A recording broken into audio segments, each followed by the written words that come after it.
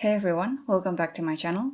So far, we have studied several neural network or deep learning models for forecasting, such as fully connected network, and then like the recurrent networks such as LSTM, and the more recent ones, we studied NBits, NBitsX, and NHITS. In this video, we're going to study another type of deep learning that is transformer-based. So we're going to study a transformer-based model for long-term forecasting, and it's called Informer. More specifically, we're going to see how an input is processed from the very first layer to the very last one. And as usual, we will employ this model to a dataset. Okay, let's study together.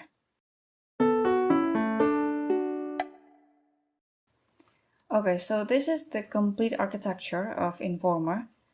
Like I just mentioned earlier, Informer is a transformer-based model, so it has the two same big parts, the same basic architecture, that is encoder-decoder architecture.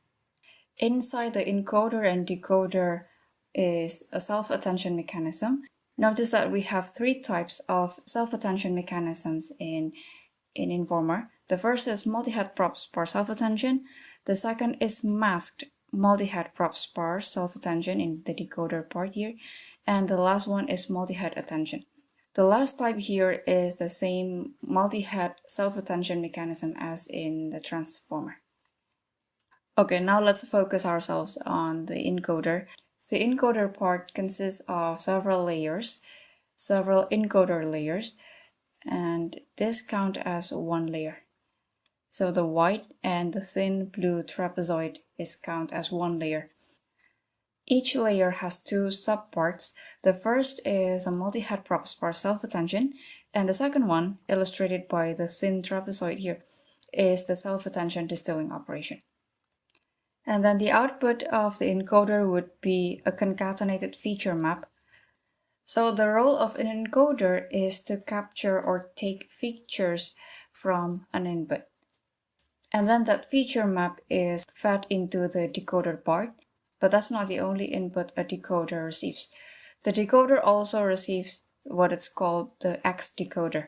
We'll get to that later. But the point is that the decoder will receive its inputs and then process them, and the output of the computation process would be fed to a fully connected layer before generating the output. Okay, now let's get into the detail of the model, starting from the input of the encoder. Okay, so let's say that we have our full data like this. Informer can receive multivariate or univariate time series, by the way, okay? But what I'm illustrating right now is a univariate time series. Okay, so let's say that this is our full data. Then the input would be just a window or a subsequence of length Lx. In the coding section later, Lx is called sequence length, seq_len. So yeah, I might use both terms interchangeably. Anyway, this window is fed into the model, and the first thing that the model does is input representation. We have three types of representation: value embedding, positional embedding, and time embedding. For the value embedding, the features are extracted via a convolution layer. The total filters or kernels that are used in that layer is the output dimension that is denoted by d_model or d model. We'll get to that in a minute. And the kernel width is 3. So that's how they extract the features of the values themselves. Okay. And then for positional embedding, it takes features from the index of the value. So the indices would be put into a sine or a cosine function depending on whether the index is an odd or even number. For the time embedding, it's basically taking features from the timestamp. So the informer will take the timestamp in the dataset, and from there they work on getting the timestamp or the frequency that we have, and they will learn the features from the timestamps. It will be clearer in the coding section. These encoding layers have the same dimensions, and Basically, that's depending on the total features you want to take in the value embedding. We denote that dimension as d_model or d model. So the output of the input representation layer is a matrix that is called, as written here, x encoder. So x encoder at time t. T is like the tth subsequence. Okay, and the dimension of this matrix is Lx rows and D model columns. Then X encoder at time t will be fed to the encoder part. This diagram shows the complete left part here, the left part of the informer model. So the green array here is the time series itself. We have two shades of green here. The top array is the scalar, so it's the time series itself, and the bottom array is the timestamp.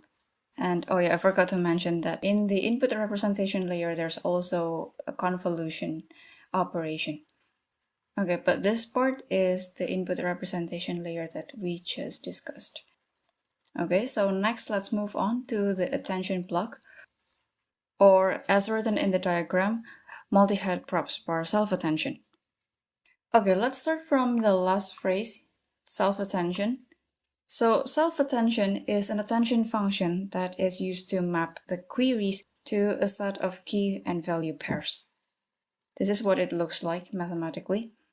To describe this function in words, it is a weighted sum of the values, that is the matrix V here, where the weight is the softmax of the scale dot product between the query and the key. The dot product of Q and K is scaled by 1 over the square root of dt is the input dimension. So in our case, that would be d_model. Because the input of the self-attention layer is the output of the input representation layer. Okay, now let's go to the second phrase, that is ProbSparse. So what is ProbSparse self-attention? It's basically a self-attention, but only for some dominating queries. So the dimension of the matrix Q bar and matrix Q are still the same. It's just that now matrix Q bar is a sparse matrix.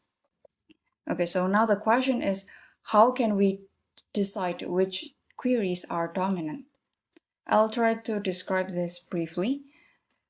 So first of all, there are only U dominating queries in matrix Q bar, and that's defined as the log of the total rows of matrix Q times a factor. The default value of the factor is 5. They prove in their paper that generally 5 is the best value for the factor. And we take the U dominating queries by comparing their query sparsity measurement. That score is denoted as M. M bar, we have this bar sign indicating that this value is actually an approximation. So yeah, in summary, to get a sparse matrix Q bar, we need another approximation. The core motivation of Informer is basically trying to reduce the computation cost that is imposed by the transformer. So the transformer has a quadratically cost, and that's because in self-attention, as in the transformer or as in the last part on the decoder here, the operation is including all the queries and all the keys. And we want to avoid that as much as possible. And you can see that this part here, the one that's inside the softmax function, is exactly the same as in the calculation of the query sparsity measurement. See here. So to avoid using all queries and keys and having quadratic cost of computation, we have to approximate the query sparsity measurement. The informer does that by first randomly taking some keys and multiply them with all the queries, getting all the query sparsity measurement, and then just take the top U queries, and those are our dominating queries, which then would be used for making the sparse matrix Q bar. In other words, those dominating queries would be left untouched in the matrix Q. So let's say that we have our matrix Q earlier here. That's our original matrix Q. And then to make the matrix Q bar, we keep the dominating queries, but change the other rows to an array of zeros. So let's go back to our ProbSparse self-attention. If we look at this, the computation cost would only be a big O of LK times the logarithm of LQ. But since in practice LK and LQ is the same anyway, so we can reduce it to L log L. Okay, now the last bit of this layer, of this subpart actually, is the multi-head. So these functions are only for one head. But as stated in the transformer paper, it's better if we have independent projections to the matrices Q, K, and V. So that's why we have multi-head. More intuitively, multi-head allows the model to focus on a certain subsequence or a certain part of the input. Okay, let's move on to the next step. The output of multi-head ProbSparse self-attention would be a sparse matrix, right? Because matrix Q bar is a sparse matrix. And therefore, there will be many values of matrix V that are redundant. So to let the model focuses on the dominating features, we need a self-attention distilling operation. Okay, so let's see the computation that's going on in that operation. So the output of multi-head ProbSparse self-attention would go through a convolutional layer, and then the output of that would be put into an LU function, LU activation function to be exact. And lastly, it will be fed to a max pooling layer with stride 2. The fact that we use stride of 2 makes the output dimension reduced by half. Now, LU activation function is exponentially linear unit activation function, and it works like ReLU with an extra term alpha to accommodate the negative inputs. And the convolutional layer here is a convolutional 1D. So the convolution kernels would go for each head. So that's the end of the first layer. And then to make it more robust, we have another layer of encoder layer. And for the second layer, the input of that second layer is half of the input of the first layer. So this is why they draw a trapezoid pyramid. They want to illustrate that the total dimensions keep decreasing as we move further into the encoder. And lastly, the output of each head would be concatenated, and that is the concatenated feature map. Again, this is showing us the full process from the input to the last step of the encoder part. One little thing that I didn't mention earlier is that after two encoder layers, we still have one more attention block before getting the final feature map. But I guess in practice, in the coding section later, we won't apply this. So again, this is the input, and then this is the input representation layer, and then these two is the first layer of the encoder layer, and then this is the second. As we can see here, the dimension is L for the first layer, but for the second layer, it's L divided by 2. Okay, now let's move on to the decoder. We have just discussed how we get one of the input of the decoder, which is the concatenated feature map. Now let's discuss the other input, that is X decoder. X decoder is an array. It's actually a concatenation of two arrays. x token and x0. Let's talk about the x0 first. X0 is an array, and the length is the horizon. Obviously, we're not giving out the answer to the model, but we're just telling the model giving out the length or the horizon. So if our horizon is 10, that means we would have an array of length 10 and all the values are 0. In the coding section later, we will call the horizon as prediction length. Now for the x token, which is called label length in the coding section, it's about taking the start token. So this idea is adapted from the reading comprehension task. Let's say that we have a passage and then we have a question. We need to find the answer from the passage, right? And those models need the start token to mark the start of the answer. It's like the queue, actually, the way I understand it. It's like the queue before predicting the real outputs. Alright, so to reiterate, we've got our x token that has the length label length, and we have x0 that has the length of the horizon. If we concatenate them, we would get the x decoder at time t. Now let's dive into the decoder part. Okay, I'll just zoom in the diagram. So the decoder part has only one layer as illustrated here, and it has two sub-layers: the masked multi-head ProbSparse and multi-head attention. The additional word masked here is basically to prevent each position from attending the coming positions. In other words, the informer model wants to avoid autoregressive. Lastly, the output of the decoder is fed into the fully connected layer before generating the output. The output could be a univariate or multivariate time series, depending on our application. If you want to know further about Informer, especially about ProbSparse self-attention, I'll already give you the citation here.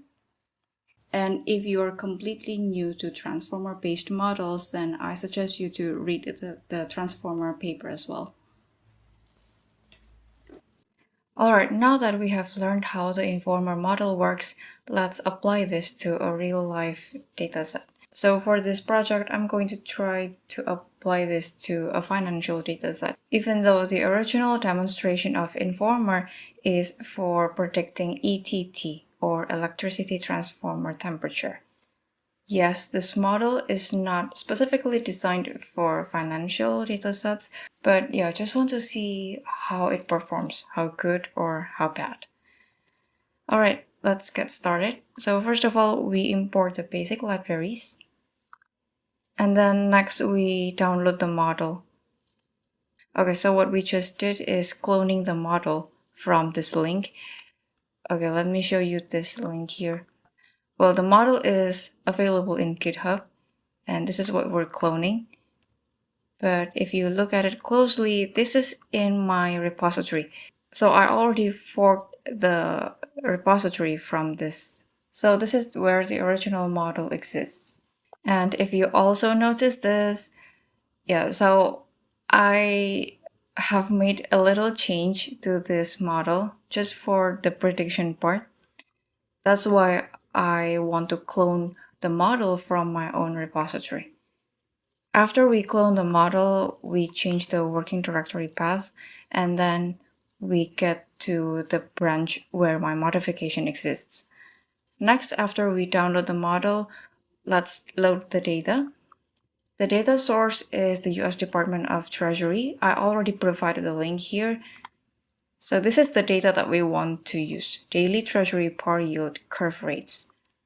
On the menu here, we have the type of interest rate data that we want to download. Make sure that it's already correct.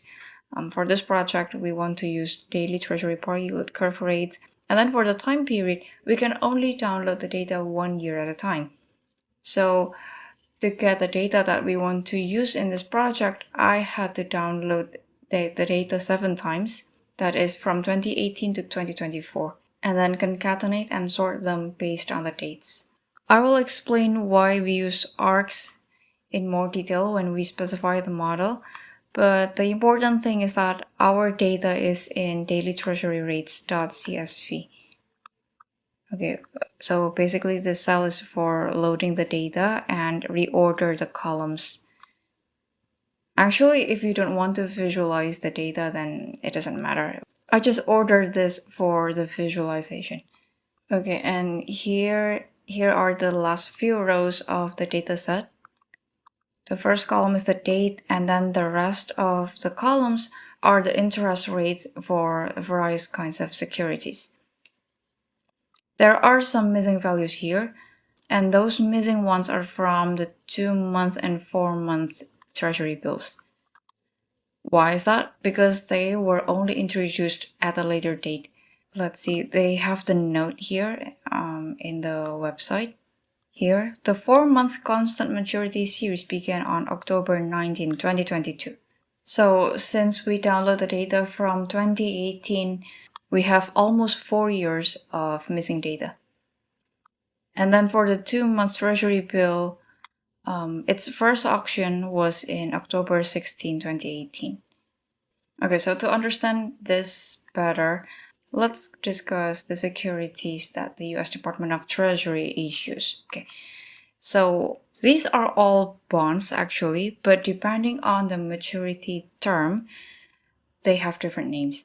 So for the short-term securities, like the securities which mature in less than a year, they are called treasury bills. And then for the next category, those are the securities which mature starting from 1 year to less than 10 years. They are called the treasury notes. Okay, so like 1 year, 2, 3, and 5, and 7 years.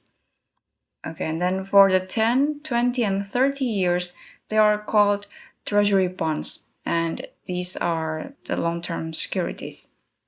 Okay, now let's look at the time plot of these securities. I just deselect all time plots except for the 10-year because this is our main interest for now. Oh yeah, right, I forgot to mention that in addition to the missing values, the data is only available on business days and observed days. Okay, back to the time plot. Here I sort the color based on the maturity term. So the shorter term securities would get darker colors. We have seen earlier that for the 10-year bond yield, it's orange. It's quite light, because it's already a long term, the third longest among these securities. When we talk about bond yields and the various kinds of securities, we expect the yield rate from the shorter term bonds or shorter term securities to be lower than that of the longer term securities. Right, so we definitely cannot use 1 month time plot or 2 months, 3 months, 4 months, 6 months, and then 1 year. Notice the color that disappeared just now. We cannot use that. Let's select the 1 month yield rate again, because since around 2023, the yield rate for 1 month treasury bill is higher than the yield rate for the 10-year bond. That is inconsistent with the theory, so I don't want to use this to predict the yield rate for 10-year bonds. And that's why I also don't want to use the 2-month and all the other treasury bills.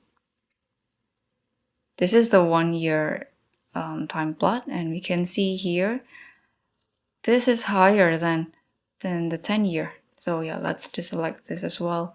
And then for 2 years, yep. Okay. See, this part here is higher than the 10-year yield rates. And then for the 3 years also. Okay, and then for the rest of them, well, let's compare it one by one. So this is the 10-year bond yield rates, and then this is the 5-year. There are some parts where the yield rate for the 5-year 5-year bonds, 5-year Treasury notes is higher. But the thing is that these two bonds have quite similar direction and movement, except for this one. During this period, this one is the largest gap between the two. Let's compare now the 10-year and the 7-year. Alright, except for the gap during this period around 2021, they have really similar values over the years. Even though in this period, the Treasury note yield rate for 7-year is higher than the ones for 10-year bonds, the gap is really small. Unlike this one, for example, the yield rate for 1-month Treasury bill, the gap is too big. So I think if we want to use this plot, this series, the 1-month Treasury bill time series, to predict the bond yield for 10 years, I don't think it will be a good idea. Okay, and then this is for 20 years. Okay, so the color for the 20-year time plot would be lighter this time because 20-year is longer than 10 years. So now we expect the line plot for the 10-year bond yield rate to be always lower than that for the 20 years. And we can see here that it's true. Okay, and this one is for the 30 years. We can see that the rate for 10-year bonds is most of the time lower than that for the 30-year bonds. But yeah, there were some exceptions, like this one, September 27 and 28, 2022. But yeah, after exploring the dataset like this, I want to try to use several features or several exogenous variables to predict the yield rate for the 10-year bonds, namely the 7-year and 20-year. Alright, so the next visualization here, I'm just plotting the autocorrelation and partial autocorrelation of the 10-year bond yield rate. And from these plots, we can clearly see that the time series follows an AR1 process or autoregressive of leg 1. This is because the partial autocorrelation at leg 1 is significant, and for the rest of them, they are not significant. And the autocorrelation is gradually decreasing like this. So yeah, it's a clear sign that the time series of 10-year bond yield rate follows an AR1 process. Alright, so let's specify the model now before training it. Yeah, maybe I should go over the cell first very briefly. So the first line is importing the .dictionary, and then the second line is for importing the experiment informer. So this is where the model lies. And then lastly, the model is written in PyTorch. That's why we are also importing Torch. We are going to collect all the parameters of the model into a dictionary. Actually, it's .dictionary. .dictionary is just like a dictionary, but we can get the value of the keys with just a dot instead of using square brackets and apostrophe. Okay, first we initialize the dictionary of parameters, and we call it args for arguments.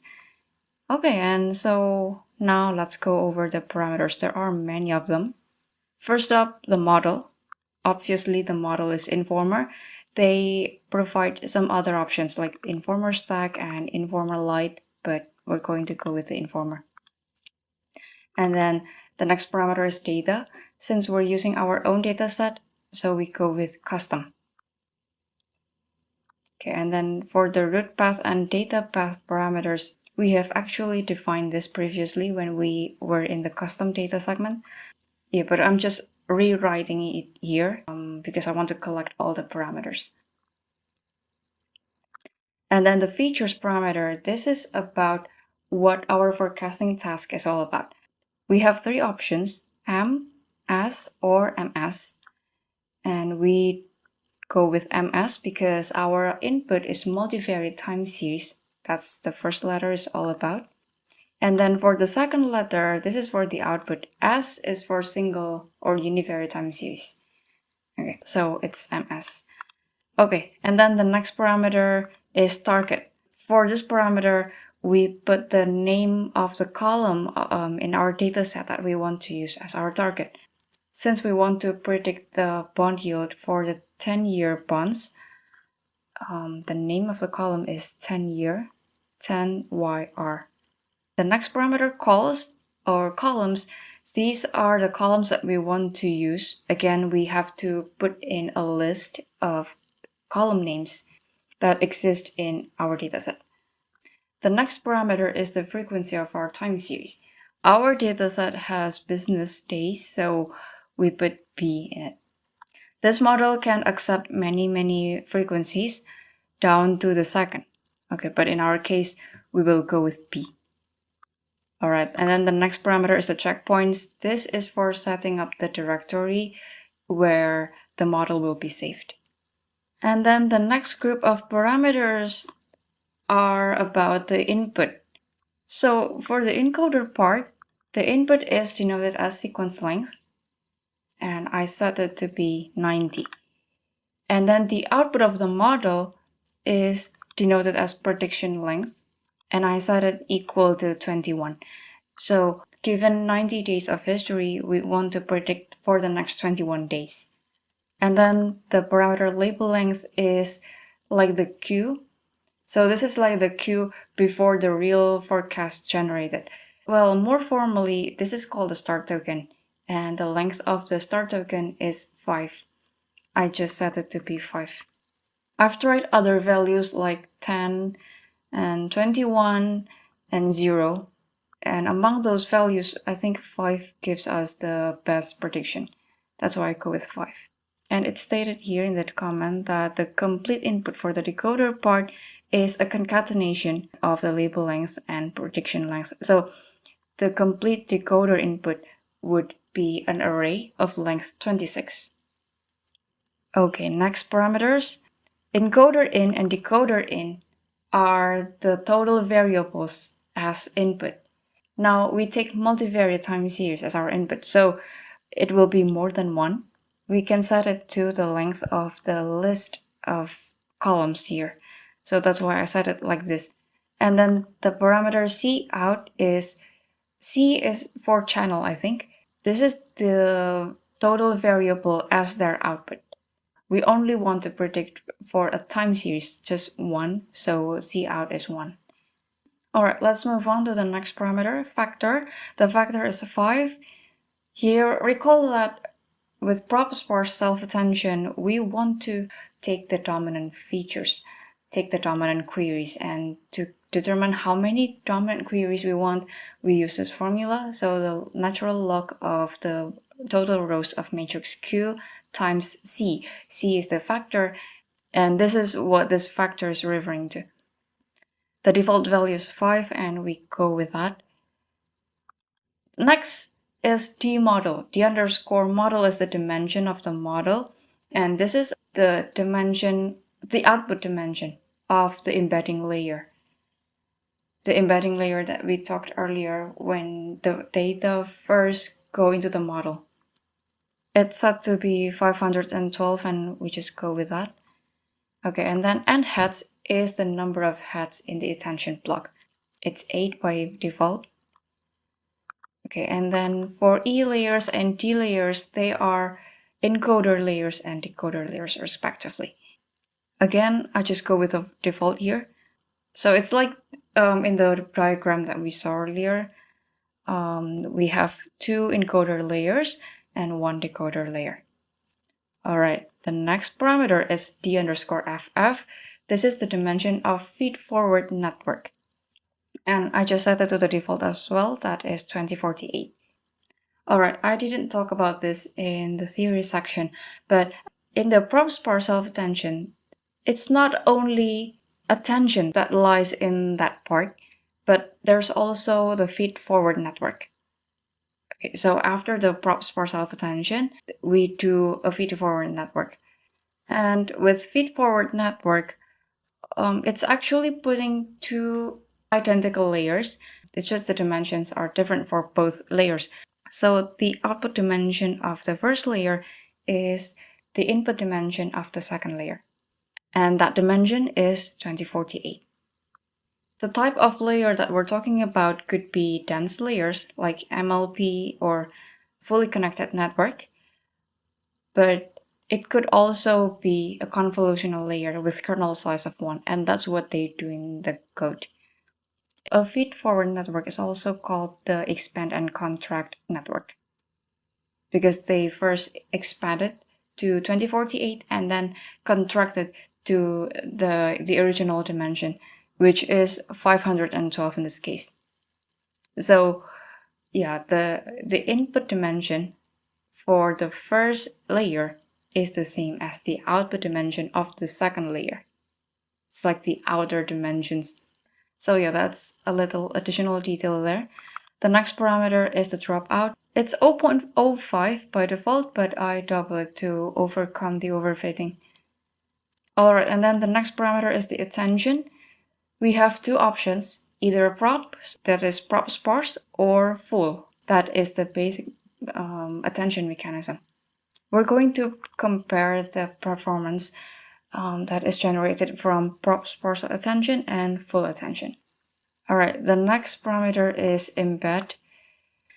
Embed is for embedding the timestamps. Okay, and we go with time f, that is the default. We have other options, namely fixed and learned. Okay, so recall that our data can be embedded in three ways: value embedding, positional embedding, and time embedding.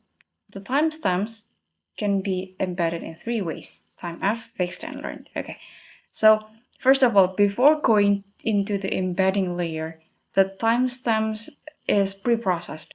And this pre-processing includes breaking down the timestamps into some unit of times. In our case, since our data frequency is business days, the timestamps is broken down into 3 time units: day of week, day of month, and day of year.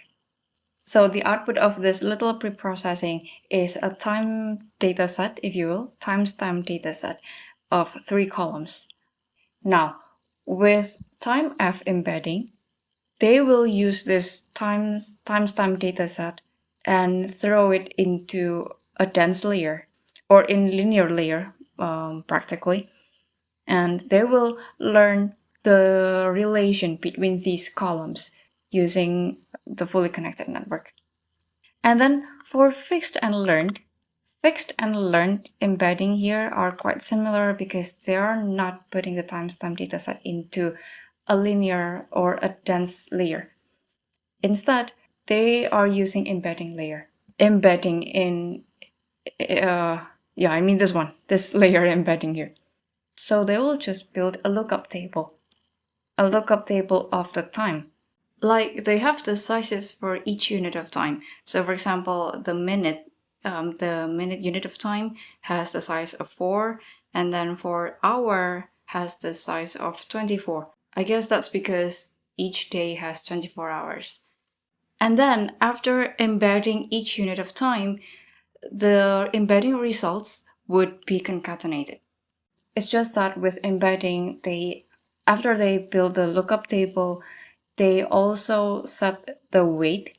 And this is where fixed and learned is different.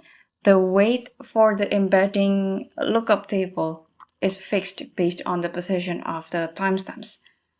And then for the learned encoding, the embedding weight is learned automatically. Now, in our case, it's impossible to try the fixed and learned encoding, since to be able to apply these, our frequency of the dataset needs to be at least hourly.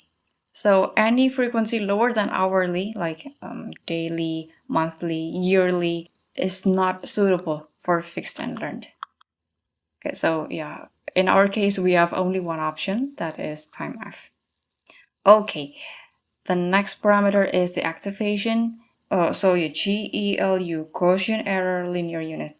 Okay, and this is the activation in the feed-forward network. All right, the next parameter is distill. This is asking us whether we want to use a self-attention distilling operation or not. And well, since this is one of the signature feature of Informer, so of course we want to use it. And then we also want to see the attention output, the attention matrix. We will see that later. So yeah, I'm setting the output attention parameter to be true. And then mix is also true. Inverse is also true because by default, our data will be normalized. So to get back our prediction, we have to inverse it. Okay, and then for these parameters, I just go with the default actually. MSE is the metric used here as their loss metric. And then for the rest of the parameters, what I want to point out is iteration and train epochs here. First of all, the iteration is 1 by default, but I'm going to set it to 5 because I want to see whether this model is robust. All right, and then the train epochs is 6 by default, but I'm setting it to 10. Yeah, so for the next parameters, these are just about whether we want to use GPU or not.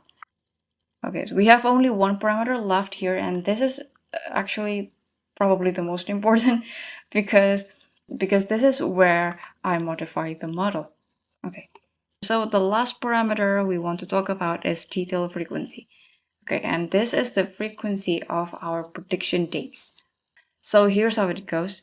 When we do prediction, we run the predict method. We will get a prediction for the adjacent dates that are outside our dataset.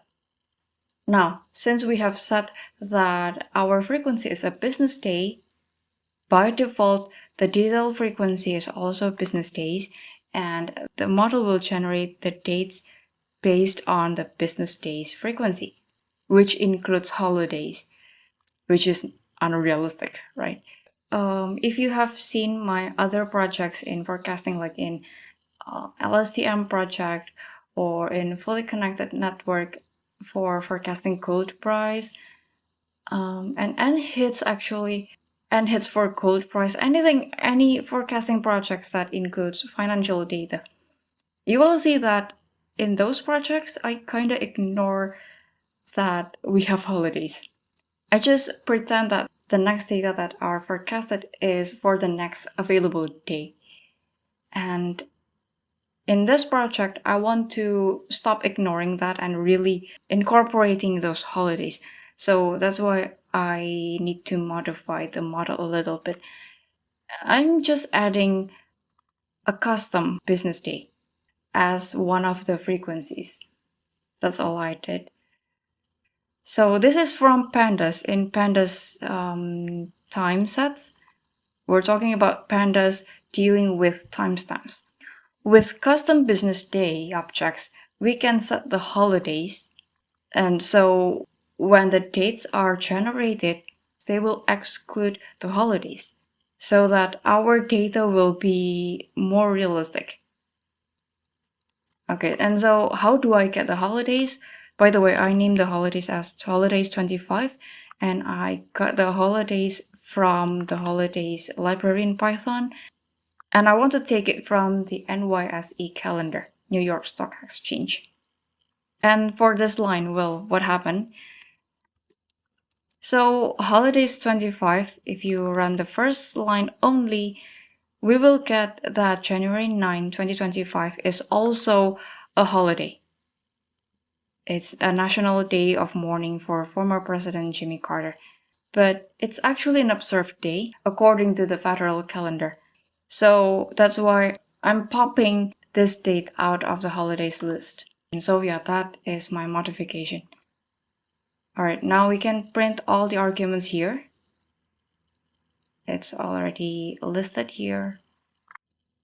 The experiment, the object of experiment that we want to use is located in experiment_informer. So yeah, I'm just going with the default here.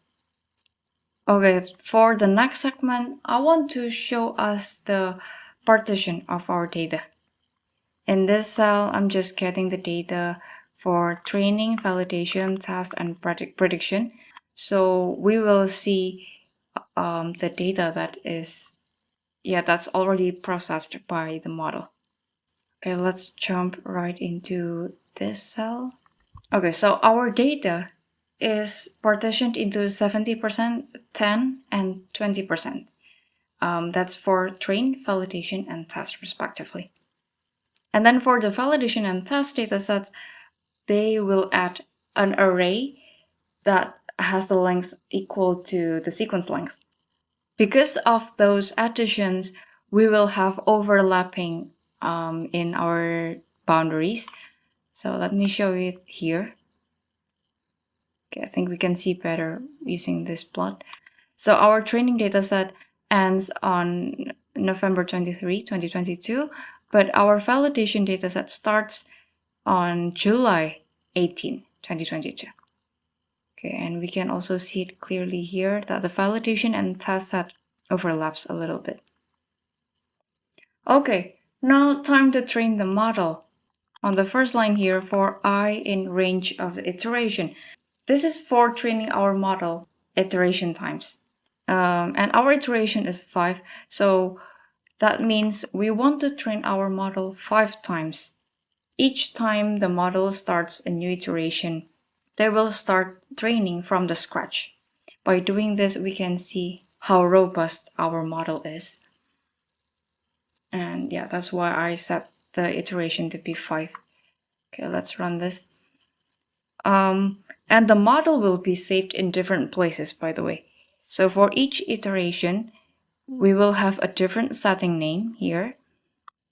And this setting name will be used as the checkpoint name. The folder in the checkpoints directory. And yeah, that's where the best model will be saved. Okay, so this is from the first iteration. We can see that from the first iteration, the validation loss is already lower than the training loss.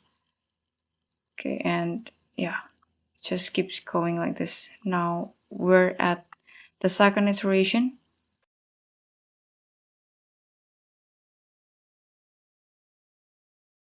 Okay, the training is all done. And yeah, let's see. This is the informer checkpoints here. We can see that we have 5 folders, 5 subdirectories. And for each iteration, we have the best model in that iteration. Okay, this code, exp.model, is just for showing you the layers that are used in this informer model, so we can learn better about this model. Like for example, inside the informer, there's encoder embedding and decoder embedding. And then in the encoder, we have attention layers and convolutional layers. So the convolutional layers is the self-attention distilling. Okay, and we can also get the size of each layer. Okay, now the next step is predicting the cell. These lines of codes are just for showing you what happened if we stop training in the middle. Stop our process in the middle after training, and then we want to resume it on the next session. We will need our best models earlier, and we put it into our checkpoints directory and make sure that the arguments of the checkpoints is the same. And yeah, they will load it like this. This is what happened under the hood. Okay, but yeah, we're still in the same session. So yeah, first of all, I'm going to make a matrix of predictions, and I name it as prediction prop because this is from ProbSparse self-attention. And then for each iteration, we set the setting name and we use predict. We will load the model from the checkpoint of that iteration and then get the prediction. Okay, let me show you the result directory here. We have 5 subdirectory under the results directory. And then let's see, from the first iteration, we have several files like metrics, prediction, real prediction, and true. For the prediction and true, they are the predictions and the ground truth for the test set. While for the real prediction, that's the real prediction that we want to see. Okay, now let's see the prediction dates. This is also one of my modification as well, because with the original model, we cannot get the prediction dates, like we cannot extract them. But I modified it a little bit so that we can extract them. So these are the prediction dates, but ignore this. We need this. We still need the first date for prediction, but yeah, we will see in the plotting later that these are the actual dates that's produced. Now we're in the next segment where we want to visualize our training results and test results. First up, I want to show you the metrics file here. This is the metrics on the test set. We have 5 metrics here. This is not my main goal of the project, but I'm just showing you the prediction and the ground truth for the test set. Here we can plot them. This is just one window of the test set that starts from April 1st to April 30. Okay, if we run this again, we will get a different window, like this, or like this. See, now it's October 5 to 11, November 6th. Okay, next, yeah, I want to show you this, where we visualize our attention output. Please note that the attention matrix that we will see is from the first batch, because the ID is 0 here, on the training dataset. Okay, the first batch of the training dataset. We can see that the attention matrix shape of the first layer is 90, and for the second layer it's 45.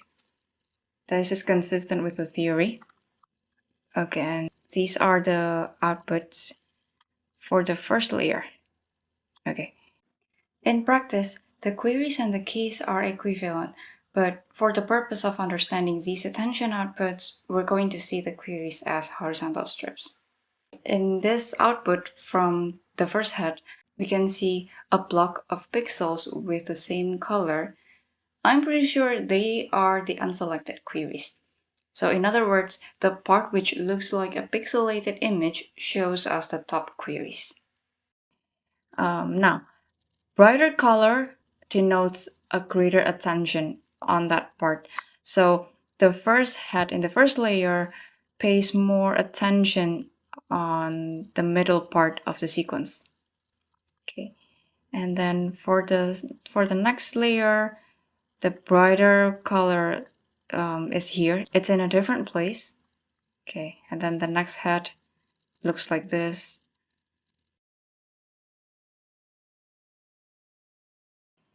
We can see that each head pay attention to different parts of the sequence. Okay, now let's look at the attention output from the second layer. From the self-attention output of the second layer, we can see more pixels covering the output matrix, indicating that the heads in the second layer are more focused on the dominating queries. Like they have more dominating queries than the heads in the first layer. Somehow in this case it looks quite similar. Oh, by the way,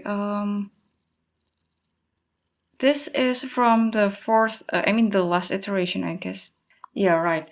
We didn't set which iteration we want to get our attention from. But yeah, since we have done our loop earlier, I'm pretty sure that this is the attention matrix from the last iteration.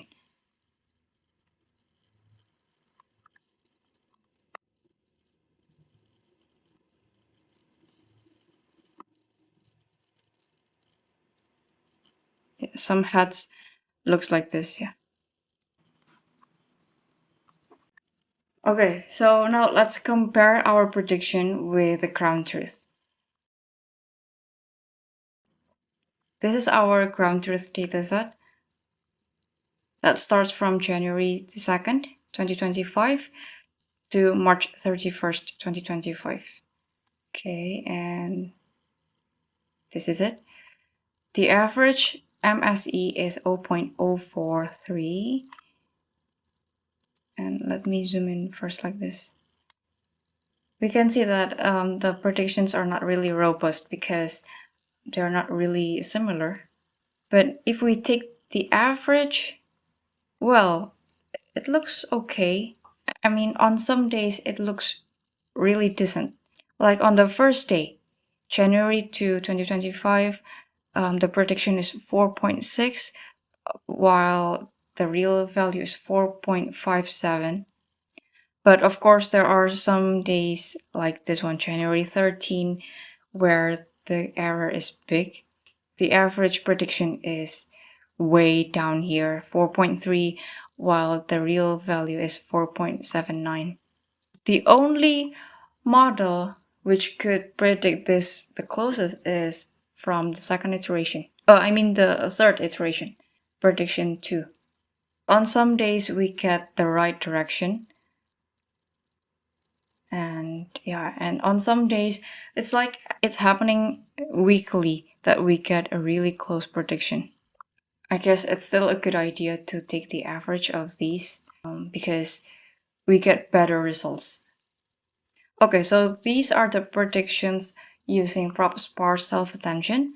Now let's compare it with the full attention. So to do that, I just need to change one parameter, that is the attention parameter. Okay, I change it to full. Now, using the same code, the setting name will be different. Okay, because one of the blanks here is about the attention. Now the training is done. I'm going to save the predictions in prediction full now instead of prediction prop. Actually, this line is not necessary because of course we will get the same shape. Anyway, these are the predictions from each iteration and the average prediction from the full attention. Here, I also include the average prediction from the ProbSparse self-attention model. I'm going to make that disappear for now. And yeah, let's just focus on this new model's prediction. First of all, the average MS is lower. It's a bit lower. It's 0.03 versus 0.04 earlier. Let's see. 0.043. And this one here, it's 0.035. The margin is little though. And I think this model is more robust because the predictions are more similar. They're quite similar to each other. And just like the prediction from the previous model, we have some very, very decent predictions. The prediction on the first 3 days are good. I mean, there's only little difference between the ground truth and the prediction. And then on some days, we have really good prediction. It's just that with this model, the biggest difference now is on January 7 instead of January 13. Let's look at January 13. In the previous model, the biggest error is on January 13, but with this one, the difference on January 13 is not that big actually. Well, relatively not that big. 4.6 versus 4.79. Yeah, actually, since we're talking about bond yield, the difference of 0.1% is huge actually. But yeah, I'm saying it's not that big compared to the prediction from the previous model. Okay, now let's see the prediction again from the previous model and deselect all the other predictions. Okay, so what do you think? Which model do you think is better? And now in the last segment, I'm just going to show you some bonus. I also tried using this model for predicting with different horizons. Okay, the sequence length is still the same, 90, and the label length is also 5. I'm just playing around with the prediction length or the horizon. I'm trying 3 different values here. They are 5 days, 10 days, and 3 months. Okay, so I'm just showing you the final result here. The error for the 5-day prediction is 0.025, and then for the 10 days 0.09, and then for this one it's 0.04, yeah, 0.05. Okay, so surprisingly, the error for the 10-day prediction is the highest. It's 0.09. Let's see the prediction one by one. So this is the prediction with the biggest error, that is for 10 days. And if we zoom in like this, yeah, we can see that it's quite bad. But it's funny to see that actually the prediction for 3 months is better than the prediction for 10 days, because the MSE is 0.05 in this prediction. Well, yeah, the MSE is lower, it's only 0.05, but if we plot it visually like this, I don't think this is any better than the prediction for the 10 days. I already calculated this beforehand. The length of all this is 61. So if we have 61 as our horizon and our prediction and our sequence length is 90, then yeah, perhaps we need more input. We need a longer history to get better prediction. But of course, I need to set the sequence length to be the same, which is 90, to make the comparison valid, right? So yeah. And then for the prediction for the 5 days, it's naturally the lowest, but yeah, it doesn't look really good either. I guess the best looking prediction is still the prediction that we saw earlier, that is from the ProbSparse self-attention or from the full attention. Because with that model, I specify the sequence length to be 4 times the horizon. So yeah, maybe that's the ratio that we need to get, but it's really depending on the case. Okay, so that's it for today's project. Thank you so much for watching. If you enjoyed this content, please consider subscribing to my channel. I'll put this notebook in my GitHub. Yeah, don't forget to give it a like, share it to your friends, leave some comments, and I'll see you next time. Bye bye.